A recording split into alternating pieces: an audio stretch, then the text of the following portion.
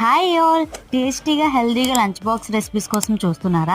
అయితే ఈ రెసిపీ ఖచ్చితంగా ట్రై చేయండి. ఇదేంటి స్వీట్ కార్న్ పలావ్. దీనికోసం ముందుగా కుక్కర్ పెట్టుకొని 2 టేబుల్ స్పూన్స్ ఆయిల్ వేసుకోవాలి. ఆయిల్ లోని గరం మసాలాస్ అన్ని వేసుకోవాలండి. మసాలా ఫ్రై అవ్వగానే ఉల్లిపాయలు, పచ్చిమిర్చి కొద్దిగా ఉప్పేసి బాగా మగ్గనివ్వాలండి. ఇలా ఉల్లిపాయలు మగ్గిన తర్వాత 2 టేబుల్ స్పూన్స్ అల్లం వెల్లుల్లి పేస్ట్ వేసి బాగా ఫ్రై చేయాలండి. అది పచ్చివాసన పోయిన తర్వాత టమాటా ముక్కలు వేసి బాగా మగ్గించాలండి.